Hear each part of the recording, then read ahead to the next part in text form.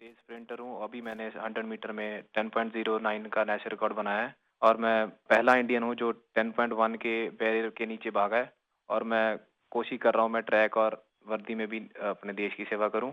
मेरे फादर और मेरे ग्रैंडफादर दोनों स्पोर्ट्स करते थे। तो हमारे इंडिया का कल्चर है, जब भी कोई त्योहार होता है जैसे दिवाली जैसे नया साल, तो हम अपने घर की सफाई करते हैं। तो मैं अपने फादर की ट्रॉफीज और मेडल्स की सफाई करता था, तो मेरे को वो बहुत अच्छा लगता था। मैं बहुत खुश होता था तब जब मैं कोई ट्रॉफी साफ करता था। तो मैं पूछता था अभी ये ट्रॉफी कहाँ जीती, ये मेडल कहाँ जीता, ये फोटो कब किया है। तो फिर मेरे को वो अपनी कहानी सुनाते थे भी मैं यहाँ खेलने गया, मैंने ये नेशनल मेडल जीता, ये मैंने मैंने अपनी टीम को इतना जिताया। तो फिर मैं भी उनको बोलता था भी मैं भी कोई स्पोर्ट्स करनी है। वो रनिंग करने जाते थे मॉर्निंग में, तो मैं उनको बोलने लगा भी मेरे को भी लेके जाया करो आप अपने साथ। तो मेरे को लेके जाने लगे, जो उन्होंने अपनी गेम स्पोर्ट्स में सीखा था तो मेरे को सिखाने लगे। तो मेरा इंटरेस्ट बनने लगा। मैंने यूसेन बोल्ट का वर्ल्ड रिकॉर्ड टूटता हुआ देखा। तो एक स्टोरी है ऐसे फनी, मैं अभी टीवी देख रहा था तो मम्मी ने मेरी ने टीवी बंद कर दिया, कही भी अभी बेटा पढ़ने का टाइम हो गया, आप पढ़ो। तो मैं कभी ठीक, आप मेरे को टीवी नहीं देखने देते, एक दिन ऐसा आएगा आप मेरे को टीवी में ढूंढोगे भी, देखो वो गुरिंदर दौड़ रहा है। तो मेरे को भी खुशी होती है जब मेरी माँ मेरे को टीवी पे दौड़ता हुआ देखती है। वाह वाह वाह! बड़ी शानदार बात है भी आपकी तो। हाँ जी, मिडिल क्लास फैमिली है सर। फिर मेरे फादर वो भी वॉलीबॉल खेलते थे। घर की प्रॉब्लम्स की वजह से उन्होंने अपनी स्पोर्ट्स छोड़ दी। उनका जो सपना पूरा करने वाला रह गया, तो उन्होंने मेरे अंदर वो सपना देखा भी मेरा बेटा वो सपना पूरा करेगा। तो मैं उनसे बातें करता था, फिर सुनता था मिल्खा सिंह इतनी मेहनत करते थे। मैं उनको बोलता था मैं भी एक दिन आपका सपना पूरा करूंगा। तो बोलते सपना पूरा ऐसे नहीं होता, उसके लिए बहुत हार्ड वर्क करना पड़ता है, मेहनत करनी पड़ती है। मिल्खा सिंह जी खून की उल्टियाँ करते थे, धूप में भागते थे, सारा सारा दिन ट्रेनिंग करते थे। तो वो चीजें मेरे को इंस्पायर करती थी। मेरे फादर मेरे को इंस्पायर करते थे कि मैं भागूंगा अपने देश के लिए मेडल लाऊं, जीतूं। और ये भी था भी जब मैंने इवेंट चूज किया 100 मीटर, सभी मेरे को बोलते थे भी 100 मत करो, 100 इंडियंस का इवेंट नहीं है, इंडियंस की बॉडी 100 मीटर के लिए बनी ही नहीं है। तो मैं और मेरे फादर हमेशा बोलते थे भी गुरिंदर, हमने ये चूज किया है, हम इससे पीछे नहीं हटेंगे। जो हमें बोलते हैं भी हम नहीं कर सकते, हम उसको करके दिखाएंगे और तू करके दिखाएगा, मुझे तेरे पे भरोसा है। तो वो भरोसा जब मेरे को मेरे फादर ने मेरे पे किया, तो मैं उस भरोसे को अपनी हिम्मत बना के मैं चला और मैं आज हर इंडियन बोलता है भी इंडियन स्प्रिंट कर। देखिए, आप दोनों ने बहुत बड़ा कमाल किया है और सिर्फ 2 दिनों के भीतर आप दोनों ने 3 बार नेशनल रिकॉर्ड तोड़ा है। 100 मीटर रेस में दौड़ना और जैसा गुरिंदर वीर जी ने कहा कि लोग कहते हैं कि भारत के लोगों का तो बदन इस काम के लिए है ही नहीं। इतना मुश्किल होते हुए भी आपने काम किया।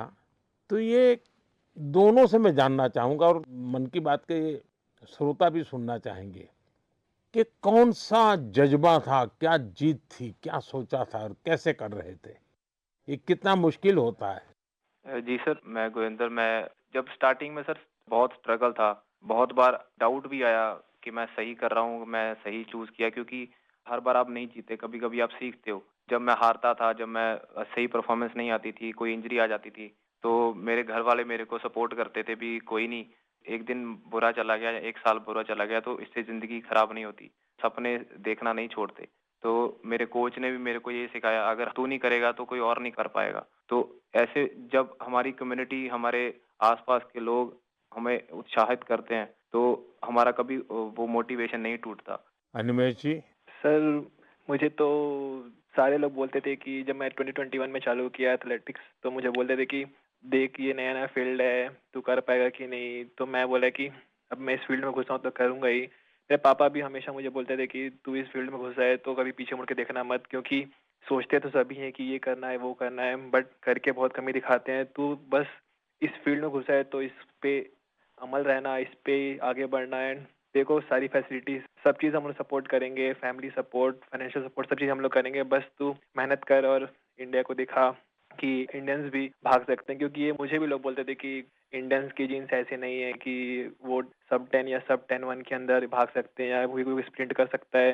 बट अभी हम दोनों ने ऐसे प्रूव किया कि इंडियंस भी कर सकते हैं। ऐसा कोई हार्ड नहीं है हमारे लिए, हम भी सब कुछ कर सकते हैं। तो सर ये सारी चीज़ें मुझे बहुत मोटिवेट करती है, एंड जैसे-जैसे हम ट्रेनिंग कर रहे हैं, हम और टाइमिंग तोड़ रहे हैं अपना, एंड बाकी इंडियंस को भी ये चीज़ दिख रहा है कि इंडियंस भी कर सकते हैं, एंड हम और करेंगे सर अभी। एंड अभी हम दोनों का सिलेक्शन कॉमनवेल्थ गेम्स के लिए भी हुआ है। तो वहाँ अपकमिंग कॉम्पिटिशन में हम और अच्छा परफॉर्म करेंगे। अच्छा देखिए, मेरे मन में भी एक कुतूहल है और लोगों को भी होगा। मैंने सुना है कि आप दोनों अच्छे दोस्त भी हैं। आप दोनों ने कुछ ठान रखा था क्या कि तुमने मेरा रिकॉर्ड तोड़ा तो मैं तेरा रिकॉर्ड तोड़ दूंगा? पहले अनिमेष बता दे। सर जी, पहले रिकॉर्ड 10.18 का था जो कि मेरा ही था, एंड देन उसको गुरिंदर भैया ने सेमीफाइनल में तोड़ दिया 10.17 करके, एंड मैंने फिर से उसको सेमीफाइनल 2 में 10.15 करके तोड़ दिया। तो उस समय जब मेरा सेमीफाइनल हुआ तो हम दोनों ही खुश थे कि हाँ चलो ठीक है, तो आज रिकॉर्ड टूटा एंड चलो हम दोनों ने तोड़ा ऐसा, क्योंकि उस समय कंपटीशन में राइवलरी रहती है, बट हम दोनों ठान के रखे थे पहले से ही कि उससे पहले हम लोग सऊदी अरेबिया भी गए थे कंपटीशन करने के लिए। तो वहाँ भी हम दोनों रूममेट थे, तो हम दोनों वहाँ भी ऐसा बात करते थे कि इंडिया के स्प्रिंटिंग को आगे लेके जाना है एंड हमारे ही हाथों में है वो चीज़, हम जो करेंगे वही बाकियों को मोटिवेट करेगा। गुरिंदरवीर क्या कहना चाहेंगे? हम दोनों ने डिसाइड किया था भी हम दोनों अच्छा भागेंगे। तो कभी भी सर एक दूसरे को ज़रूरत होती है तो एक दूसरे के साथ खड़े होते हैं। जैसे अभी रिकॉर्ड करने से पहले जब मैंने रिकॉर्ड किया फिर अनिमेष ने किया।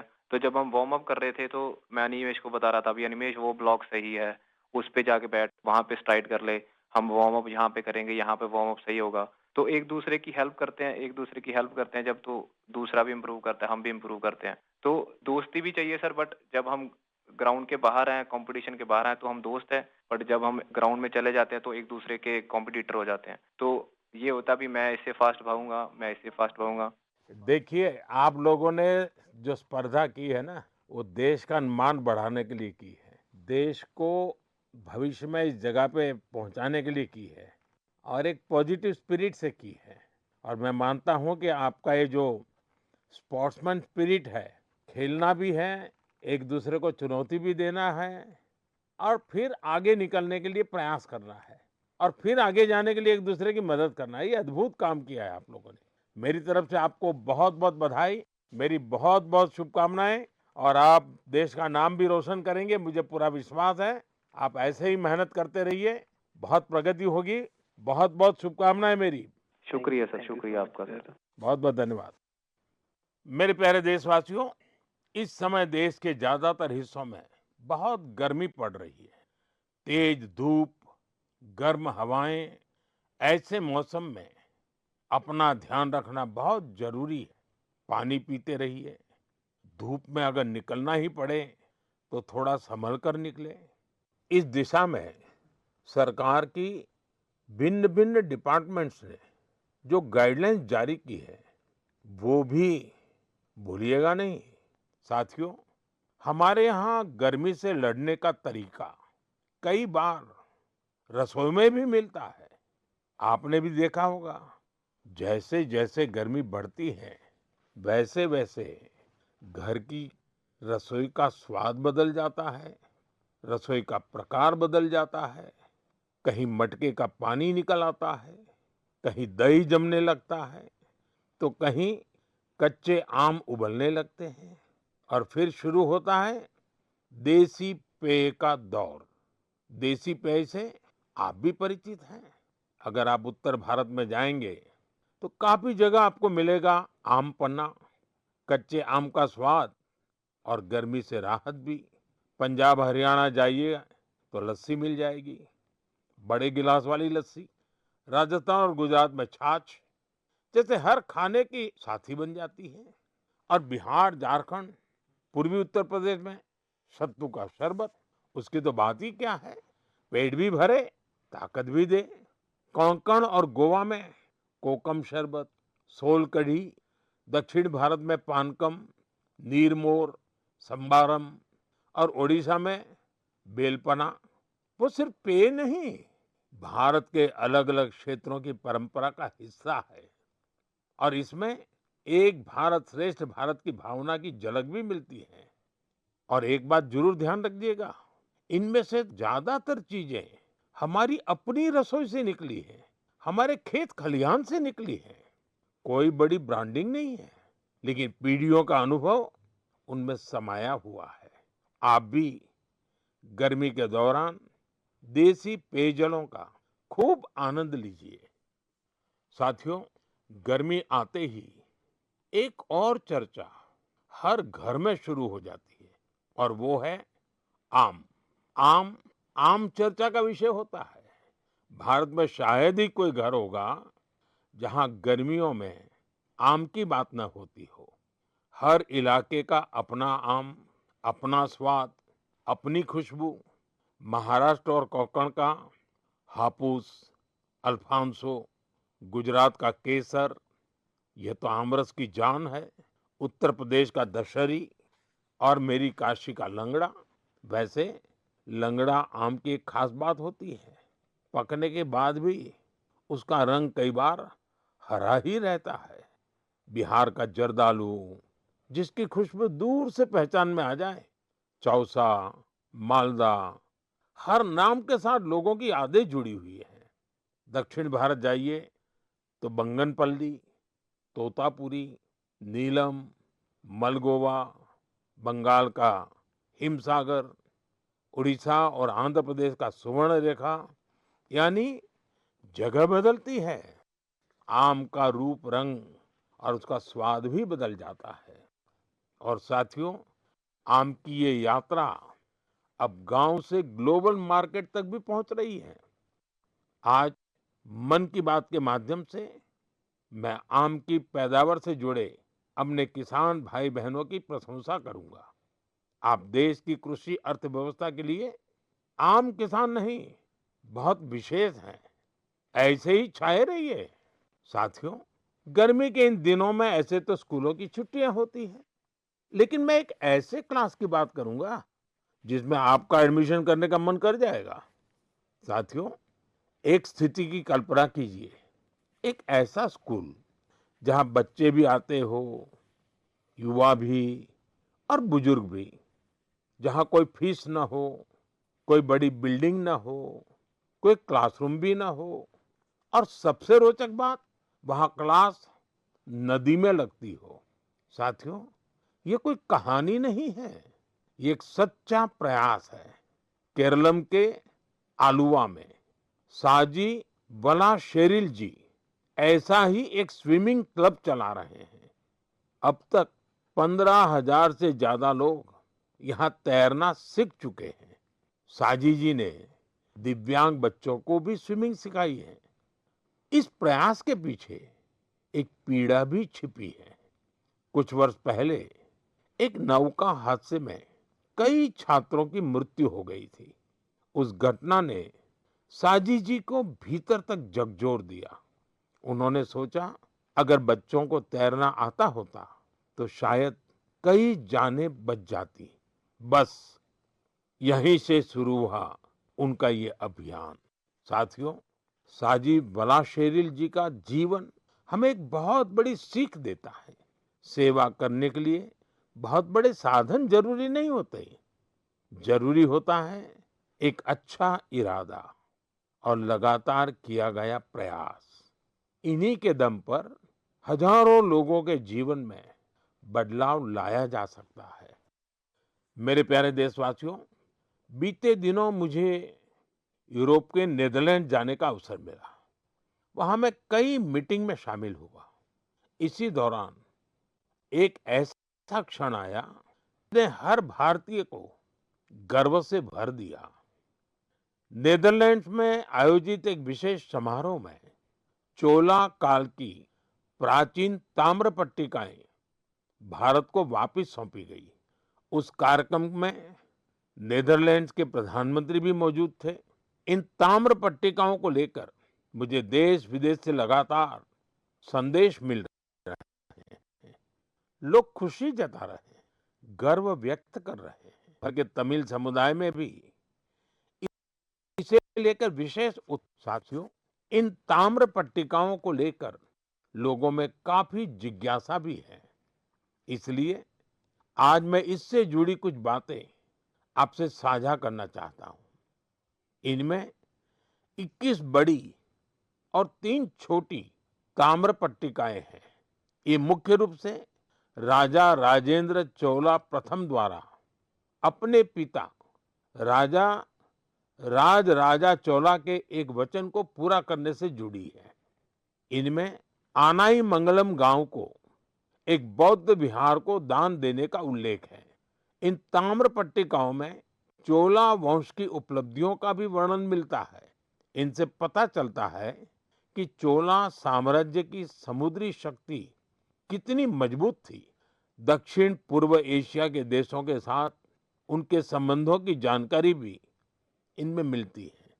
चोला साम्राज्य के समृद्ध इतिहास और संस्कृति पर हम सभी को बहुत गर्व है। साथियों, हमारी सरकार भारत की ऐसी अमूल्य धरोहरों के संरक्षण के लिए लगातार प्रयास कर रही है। इसी क्रम में ज्ञान भारतम अभियान के तहत छत्तीसगढ़ के मल्हार में भी एक महत्वपूर्ण खोज हुई है। यहाँ 3 दुर्लभ ताम्र पट्टिकाएं मिली हैं। ये पांडुवंशी राजवंश के महर्षि बालार्जुन के शासनकाल से जुड़ी मानी जा रही है। विशेषज्ञ मानते हैं कि इंस्क्रिप्शंस 6ठी 7वीं सदी के हैं, यानी 1400-1500 साल पुराने। ये ताम्र पट्टिकाएं प्राचीन ब्राह्मी लिपि और पाली भाषा में लिखी गई है। इनसे उस समय की शासन व्यवस्था, धर्म और संस्कृति के बारे में महत्वपूर्ण जानकारी मिलती है। साथियों, हम भारतीयों में खगोल विज्ञान यानी एस्ट्रोनॉमी को लेकर हमेशा विशेष आकर्षण रहा है। हमारे देश में आज भी सदियों पुरानी ऑब्जर्वेटरीज मौजूद है। यहाँ अद्भुत मैथमेटिकल डिस्कवरीज हुई है। नेविगेशन हो, पंचांग हो या हमारे पर्व त्योहार, इन सब का संबंध आकाश और तारों से रहा है। हमारे यहाँ एस्ट्रोनॉमी ने हर पीढ़ी में कौतूहल जगाया है, उसे एक्सप्लोरेशन के लिए प्रेरित किया है और आज के युवाओं में भी इसे लेकर काफी उत्साह दिखाई देता है। आजकल आप भी देखते होंगे, देश भर में एस्ट्रोनॉमी क्लब्स तेजी से लोकप्रिय हो रहे हैं। बड़े शहरों से लेकर छोटे कस्बों तक, स्कूलों से लेकर पार्कों तक इनकी गतिविधियां दिखाई देती हैं। मुझे बेंगलोर एस्ट्रोनॉमिकल सोसाइटी के बारे में जानकारी मिली। यहाँ ऑब्जर्वेशनल सेशंस आयोजित किए जाते हैं। इस संस्था ने ग्रामीण क्षेत्रों में एस्ट्रोनॉमी को लोकप्रिय बनाने का मिशन भी शुरू किया है। खगोल मंडल नाम की टीम ने 30 घंटे का एक बहुत इनोवेटिव कोर्स शुरू किया है। साथियों, रात में तारों को निहारना अपने आप में अद्भुत अनुभव होता है। एस्ट्रो केरला नाम की एक संस्था नाइट ऑब्जर्वेशन कैंप और वर्कशॉप आयोजित करती है। यहाँ युवा साथी टेलीस्कोप बनाना और स्टार मैप्स का इस्तेमाल करना सीखते हैं। राजकोट के बिग बैंग एस्ट्रोनॉमी क्लब ने गिर के जंगलों से लेकर कच्छ के रण तक अनेक एस्ट्रोनॉमी इवेंट्स आयोजित किए हैं। ज्योतिर्विद्या परिसंस्था भी एस्ट्रोनॉमी के सबसे पुराने संस्थानों में से एक है। यहाँ ऑब्जर्वेशनल फैसिलिटीज के साथ साथ बुक्स, लाइब्रेरी और टेलीस्कोप लाइब्रेरी की सुविधा भी है। मैं आईसेक का भी जिक्र करना चाहूंगा। यह एक student led nationwide network है जो एस्ट्रोनॉमी और एस्ट्रोफिजिक्स क्लब को आपस में जोड़ता है। साथियों, अपनी हॉबी के लिए समय निकालना और लगातार कुछ नया सीखते रहना बहुत जरूरी है। मैं युवाओं से आग्रह करूंगा कि वे किसी एस्ट्रोनॉमी क्लब से जरूर जुड़े और इन छुट्टियों में किसी प्लेनेटेरियम को भी जरूर देखने जाएं। साथियों, मन की बात कार्यक्रम को जो लोग टीवी पर देख रहे हैं, मैं उनसे कहूंगा, एक वीडियो जरूर देखिएगा। ये वीडियो पिछले दिनों बहुत चर्चा में रहा। इसमें कुछ लोग बहुत धैर्य से, बहुत सावधानी से एक गंगा डॉल्फिन को बचाने की कोशिश कर रहे हैं। आपको ये जानकर आश्चर्य होगा इस पूरे प्रयास में करीब 13 घंटे लगे और आखिरकार वो डॉल्फिन बच गई। साथियों, इसमें बहुत बड़ी भूमिका रही भारत की पहली गंगा डॉल्फिन रेस्क्यू एम्बुलेंस की। ये घटना उत्तर प्रदेश की है। वहां एक गंगा डॉल्फिन नहर में फंस गई थी। ऐसे समय में नमामि गंगे अभियान के तहत बनी ये एम्बुलेंस उसके लिए उम्मीद बनकर पहुंची। फिर बहुत सावधानी से उसे बाहर निकाला गया, उसकी जांच की गई, उसका इलाज किया गया और उसके बाद उसे सुरक्षित राप्ती नदी में छोड़ दिया गया। एक तरह से कहें तो एक जीवन फिर अपने घर लौट गया। साथियों, ये डॉल्फिन रेस्क्यू एम्बुलेंस बहुत खास है। इसे एक चलते फिरते अस्पताल की तरह तैयार किया गया है। इसमें डॉल्फिन को सुरक्षित रखने की व्यवस्था है, ऑक्सीजन की सुविधा है, विशेष स्ट्रेचर है, बचाव के उपकरण है। यानी अगर कोई डॉल्फिन घायल हो जाए, नहर में फंस जाए या नदी से कट जाए तो तुरंत उसकी मदद की जा सकती है। साथियों, जब हम गंगा डॉल्फिन को बचाते हैं तो हम सिर्फ एक प्रजाति को नहीं बचाते, हम गंगा की जैव विविधता को बचाते हैं, नदी के पूरे जीवन तंत्र को बचाते हैं और अपनी आने वाली पीढ़ियों के लिए प्रकृति की एक अमूल्य धरोहर भी बचाते हैं। मेरे प्यारे देशवासियों, आप में से बहुत लोगों की नदी, तालाब और कुएं के पानी से जुड़ी यादें जरूर होगी। किसी को तालाब में तैरना याद होगा, किसी को दोस्तों के साथ तालाब किनारे खेलना, किसी को उस मिट्टी की खुशबू याद होगी। बचपन की ऐसी यादें जीवन भर मन में बसी रहती हैं। साथियों, ऐसी ही यादों को बचाने की एक प्रेरक गाथा उत्तर प्रदेश के बस्ती जिले से सामने आई है। बस्ती के आकाश गुप्ता अपने गांव की मनोरमा नदी को देखकर बहुत दुखी होते थे, क्योंकि जिस नदी को उन्होंने बचपन में साफ और जीवन देखा था, समय के साथ उस नदी में प्लास्टिक जमा होने लगा था, गंदगी बढ़ती चली जा रही थी। श्रीमान आकाश ने तय किया कि शिकायत नहीं करेंगे, एक नई शुरुआत करेंगे। शिकायत नहीं, शुरुआत मंत्र बन गया। उन्होंने अपने दोस्तों को साथ लिया। सिर्फ जाल था, फावड़ा था, टोकरी थी और सबसे बड़ी ताकत थी कुछ बदलने का संकल्प। ये युवा नदी में उतरते थे, जलकुंभ भी निकालते थे, प्लास्टिक और कचरा बाहर लाते थे। कई बार एक दिन में 50-60 किलो तक कचरा नदी से निकाला गया। धीरे धीरे मनोरमा नदी का वह हिस्सा फिर से साफ दिखने लगा। आसपास के लोगों का ध्यान भी इस काम की तरफ गया। लोगों में स्वच्छता को लेकर जागरूकता बढ़ी। साथियों, ऐसी ही एक प्रेरक कहानी गोवा से भी सामने आई है। गोवा के बाल कृष्ण अय्या जी रिटायर्ड टीचर हैं, लेकिन समाज के लिए काम करने का उनका उत्साह आज भी वैसा ही है। उन्हें मड्डी तोलाब इलाके में पानी की समस्या बहुत परेशान करती थी। उन्होंने भी समाधान के लिए काम शुरू किया। बालकृष्ण जी ने पाइपलाइन बिछाने के काम में महत्वपूर्ण भूमिका निभाई। इससे कई घरों तक पानी पहुंचा।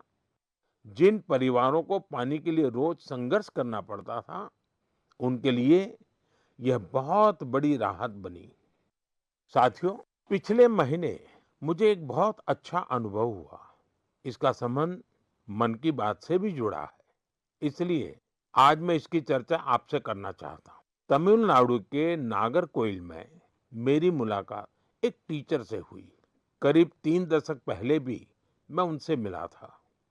मैं बात कर रहा हूँ गिरिजा अम्मा जी की। इस मुलाकात के दौरान कुछ युवा स्टूडेंट्स भी उनके साथ थे।